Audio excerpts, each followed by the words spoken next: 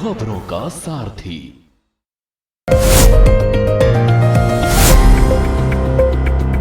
नमस्कार, मैं हूं आपके साथ यशी शुक्ला। स्वागत है आपका हमारी खास पेशकश स्पेशल रिपोर्ट में। और सबसे पहले बात करेंगे इजराइल ईरान संघर्ष की।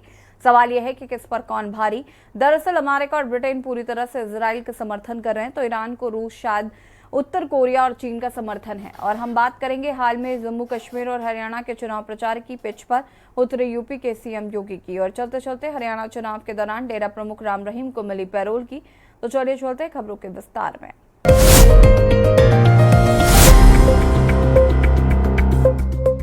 ईरान और इजराइल मिडिल ईस्ट के ये दो मुल्क युद्ध लड़ने के लिए आतुर हैं। दोनों के बीच वार और पलटवार का दौर चल रहा है। ईरान को इजराइल का निशाने पर है, साथ ही लेबनान और सीरिया भी उसको टारगेट कर रहे हैं। इन तीन मुल्कों में इजराइल जमकर तबाही मचा रहा है। देखिए रिपोर्ट। इजराइल ईरान में कौन किस पर भारी।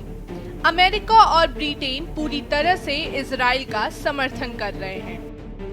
ईरान को रूस और शायद उत्तर कोरिया और चीन का समर्थन। ईरान ने अपना गठबंधन बना लिया है। उसकी साठगांठ के चार किनारे हैं। एक हिजबुल्ला है जो सबसे मजबूत है। वहीं हमास है जो 1 साल के युद्ध के बाद अब बर्बाद हो गया है। हौती अभी भी अमेरिका के खिलाफ, ब्रिटिश के खिलाफ, इजरायलियों के खिलाफ अपनी मारक क्षमता का इस्तेमाल कर रहे हैं। इजराइल अपनी सेना के बेहतरीन एयर डिफेंस सिस्टम, साइबर क्षमता और अमेरिका के सपोर्ट की बदौलत मजबूत स्थिति में, जबकि ईरान के पास अपनी बैलिस्टिक मिसाइलें, हिजबुल्ला, हमास और दूसरे आतंकी गुटों का साथ है। इजराइल पश्चिमी देशों के मजबूत रिश्ते और अपनी सेना की बदौलत उसे कभी हावी नहीं होने देगा। इजराइल के पास दो बड़ी ताकत है, एक उसकी वायु सेना और दूसरा उसका वायु रक्षा कवच है। इजराइल और ईरान के बीच जंग जारी है। ईरान ने इजराइल पर मिसाइल दागने के बाद तनाव बढ़ चुका है। इजराइल ईरान के बीच बढ़े इस तनाव का सबसे ज्यादा असर मिडिल ईस्ट के देशों में देखा जा रहा है, जहां स्थिति गंभीर बनी हुई है। वहीं अमेरिका ने भी ईरान को चेतावनी दी है कि वे इजराइल के साथ है। बता दें कि पिछले दिनों ईरान ने इजराइल पर लगभग 180 मिसाइलें दागी थी, जिनमें से कई मिसाइलें ईरान के ही क्षेत्रों में गिरी और कुछ इजराइल शहरों को हिट किया। वहीं कुछ को हवा में ही मार गिराया गया, जिसमें सबसे बड़ी भूमिका इजराइल के रक्षा कवच कहे जाने वाले आयरन डोम की रही। संघर्ष लंबे समय की दुश्मनी का नतीजा। ये संघर्ष लंबे समय से चली आ रही दुश्मनी का नतीजा है। ईरान हिजबुल्ला और हमास जैसे आतंकी गुटों के साथ खड़ा है और इजराइल इन गुटों को लगातार कड़ा जवाब दे रहा है। दोनों देशों का इस इलाके में बड़ा असर है। एक तरफ इजराइल अपनी एडवांस मिलिट्री टेक्निक और अमेरिकी रिपोर्ट के साथ मैदान में है, वहीं ईरान अपने सहयोगी आतंकी गुटों को आगे कर इजराइल पर हमला कर रहा है। US and UK are fully supporting Israel, and Iran is supported by Russia and possibly North Korea and China. As far as Iran is concerned, it has formed its own axis of resistance. An axis of resistance is, there are 4 H's, which I say. One is Hezbollah, which is the most strongest one, which used to be. Then you have Hamas, which is also decimated now after a 1-year war. And third is Houthis. Houthis are still using their firepower against Americans, against the British, against the Israelis. Bharat के Israel और Iran से अच्छे संबंध। भारत और Israel के बीच द्वीपक्षीय व्यापार होता है। भारत इजराइल को हीरे, डीजल, विमान, टरबाइन ईंधन, रडार उपकरण, चावल और गेहूं का निर्यात करता है। भारत इजराइल से अंतरिक्ष उपकरण, potassium chloride, mechanical appliance, printed circuit आदि आयात करता है। भारत के 1958 से ईरान के साथ राजनयिक संबंध हैं। ईरान में करीब 4000 भारतीय रहते हैं। इनमें ज्यादातर छात्र या कारोबारी हैं। वहां करीब 1700 भारतीय छात्र हैं। ज्यादातर भारतीय तेहरान में हैं। इसके अलावा बिरिजंद, जबोल, मशहद में भी कुछ भारतीय रहते हैं। इजराइल में भी भारत के लोग रह रहे हैं। इजराइल में करीब 85,000 भारतीय मूल के यहूदी निवास करते हैं। करीब 18 से 20,000 भारतीय नौकरी करते हैं। वे कंस्ट्रक्शन, मैन्युफैक्चरिंग और सर्विस सेक्टर में काम करते हैं। अलग अलग जगहों में करीब 1000 छात्र रहते हैं। तीसरे विश्व युद्ध का संकेत तो नहीं। ईरान के हमले के बाद तीसरे विश्व युद्ध की चर्चा तेज हो गई है।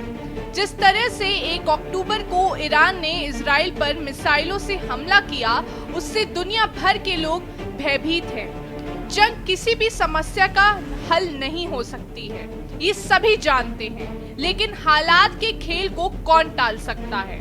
ऐसा लगता है कि ईरान और इजराइल के बीच जंग फिलहाल रुकने वाली नहीं है और आने वाले दिनों में इसमें नए अपडेट और किरदारों की एंट्री होने की प्रबल संभावना है। ईरान का ये हमला चिंगारी है जो कभी भी भयंकर आग का रूप ले सकती है और दुनिया को झुलसा सकती है। वहीं दिल्ली में इजराइल दूतावास की सुरक्षा बढ़ा दी गई है। दिल्ली पुलिस ने पूरे इलाके की घेराबंदी की है। रूस, यूक्रेन, इजराइल, हमास और अब इजराइल ईरान के बीच लड़ाई भले ही हजारों किलोमीटर दूर लड़ी जा रही हो, लेकिन इसका सीधा असर भारत और यहाँ के लोगों पर भी दिखेगा। इजराइल यहाँ तकनीक के क्षेत्र में आगे है तो ईरान तेल का बड़ा उत्पादक देश है। भारत के इन दोनों ही देशों से व्यापारिक संबंध हैं। I would say that Israel has asymmetric, advantage over Iran in two very specific areas. One is its air force, and second it is air defense. Air force is as modern as can be, thanks largely to the United States, which is giving its aid and support to Israel.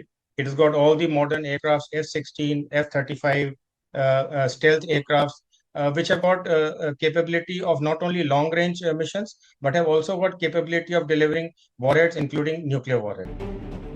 कच्चे तेल की कीमतों में उथल-पुथल।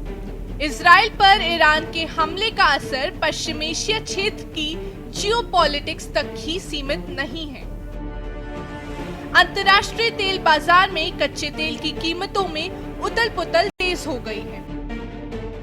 1 अक्टूबर को Israel पर Iran के हमले से पहले अंतर्राष्ट्रीय तेल बाजार में ब्रेंट क्रूड ऑयल फ्यूचर्स की कीमत 70.78 अमेरिकी डॉलर प्रति बैरल थी।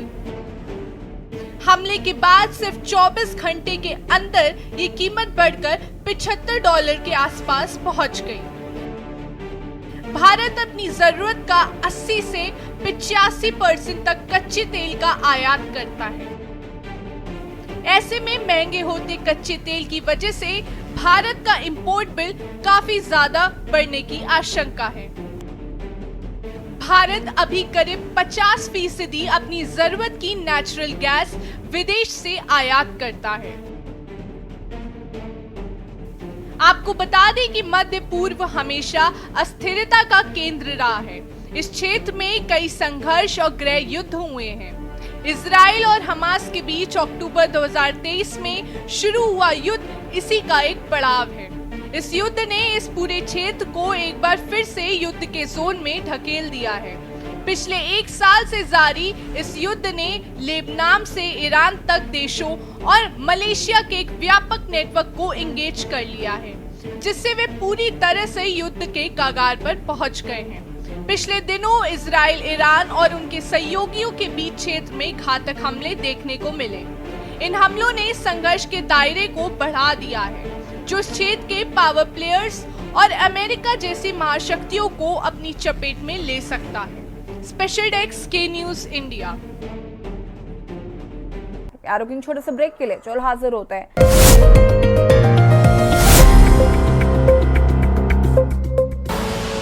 आप देख रहे हैं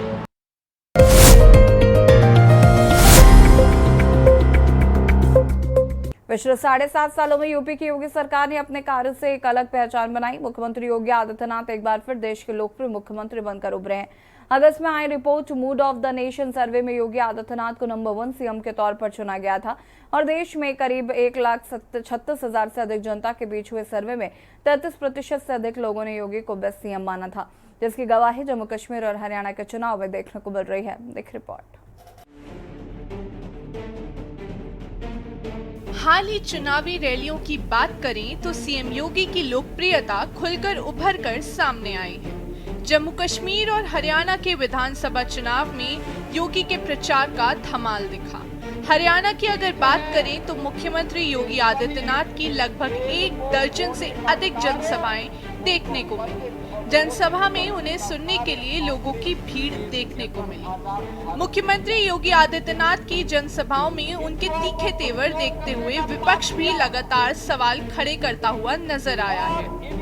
कांग्रेस के प्रवक्ता सचिन रावत का कहना है कि उत्तर प्रदेश की कानून व्यवस्था को मुख्यमंत्री योगी आदित्यनाथ देख नहीं पा रहे हैं और अन्य राज्यों में जाकर वहीं की व्यवस्था देख रहे हैं।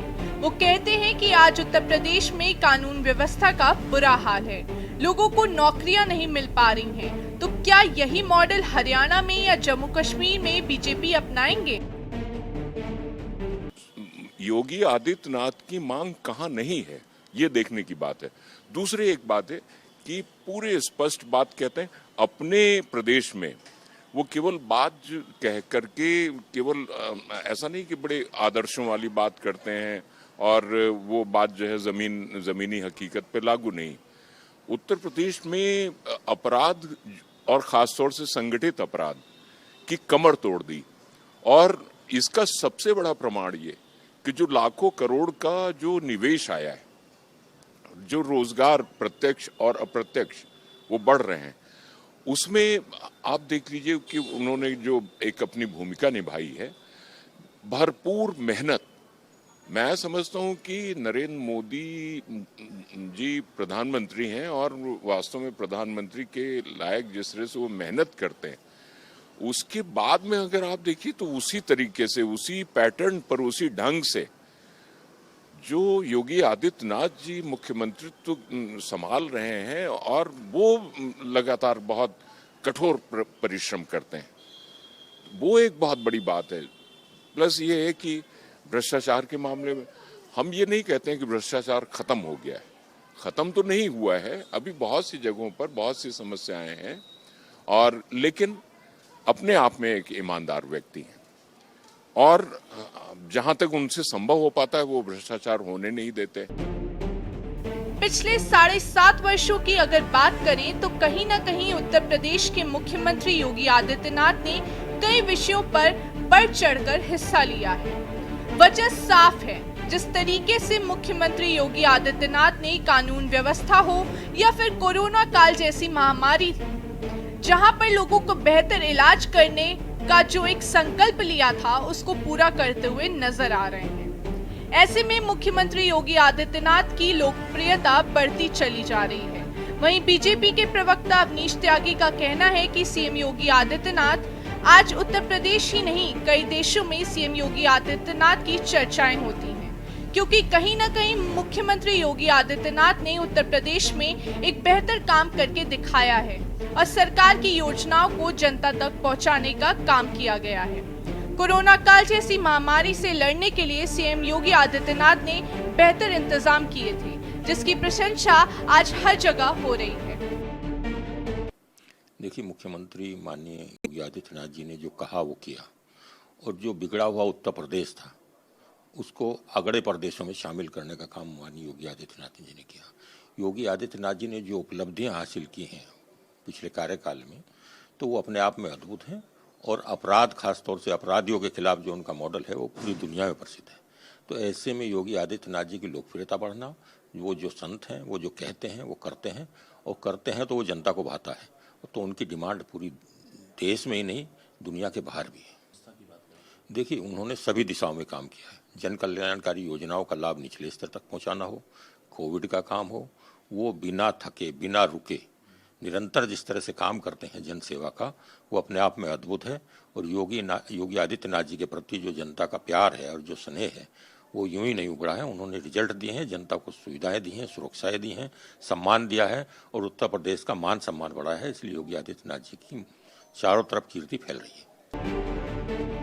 सीएम योगी आदित्यनाथ की सियासी चर्चाओं की अगर बात करें तो कोरोना काल जैसी महामारी से लड़ने के लिए सीएम योगी आदित्यनाथ ने बेहतर इंतजाम किए थे। वहीं कानून व्यवस्था पर भी एक बेहतर रिजल्ट देखने को मिला है। शायद यही एक वजह है कि आज उत्तर प्रदेश के मुख्यमंत्री योगी आदित्यनाथ की चर्चाएं पूरे देश में हैं। स्पेशल डेस्क के न्यूज इंडिया। उत्तर प्रदेश के मुख्यमंत्री योगी आदित्यनाथ ऐसे मुख्यमंत्री होते चले जा रहे हैं जिनकी लोकप्रियता दिन प्रतिदिन बढ़ती हुई नजर आ रही है। साफ देखा गया है कि चाहे जम्मू कश्मीर का चुनाव हो या फिर हरियाणा का चुनाव हो, इन चुनावों में उत्तर प्रदेश के मुख्यमंत्री योगी आदित्यनाथ की लगातार लगभग 1 दर्जन से अधिक रैलियां देखने को मिली हैं, जहां उनके संबोधन को सुनने के लिए जनता भी वहां पर बढ़ चढ़कर हिस्सा ले रही है। माना जा रहा है कि उनकी छवि को जिस तरीके से प्रस्तुत किया जाता है तो कहीं न कहीं एक धर्म की छवि है। और दूसरी अगर बात करते हैं तो उत्तर प्रदेश की कानून व्यवस्था हो या फिर कोरोना काल में किए गए कार्यों की, और इन बातों को लेकर के उत्तर प्रदेश में लगातार जो है मुख्यमंत्री योगी आदित्यनाथ की लोकप्रियता भारत ही नहीं अन्य देशों में भी देखने को मिल रही है। क्योंकि जिस तरीके से लगातार इनकी चर्चाएं जो है कई देशों में की गई हैं उत्तर प्रदेश की, ऐसे में उत्तर प्रदेश की चाहे फिर कानून व्यवस्था हो या फिर अपराध या महिला अपराध को लेकर के जिस तरीके से बड़ी बात कही जाती थी, उन सब पे जो है उत्तर प्रदेश के मुख्यमंत्री योगी आदित्यनाथ ने कहीं ना कहीं जो है रोक लगा दी है। ऐसे में मुख्यमंत्री की लोकप्रियता को देखते हुए हरियाणा के चुनाव में भी लगभग 1 दर्जन से अधिक जो है मुख्यमंत्री योगी आदित्यनाथ की जो है रैलियां देखने को मिली हैं। ऐसे में फिर जम्मू कश्मीर के चुनाव में भी मुख्यमंत्री योगी आदित्यनाथ का संबोधन जो है लोगों ने बढ़ चढ़कर सुनने का प्रयास किया है। ऐसे में लगातार उत्तर प्रदेश के मुख्यमंत्री योगी आदित्यनाथ की लोकप्रियता बढ़ती चली जा रही है। कैमरामैन आदित्य तिवारी के साथ मैं संदीप मिश्रा, के न्यूज, लखनऊ। हरियाणा विधानसभा चुनाव के समय गुरमीत राम रहीम के पैरोल पर बाहर आने को लेकर सवाल उठ रहे हैं। एक ऐसा व्यक्ति जो हत्या और बलात्कार जैसे संगीन जुर्म उम्र कैद की सजा काट रहा हो, वो बार-बार सलाखों से बाहर कैसे आ जाता है, ये बड़ा सवाल है। देखिए रिपोर्ट। आप देख रहे हैं के न्यूज, खबरों का सारथी।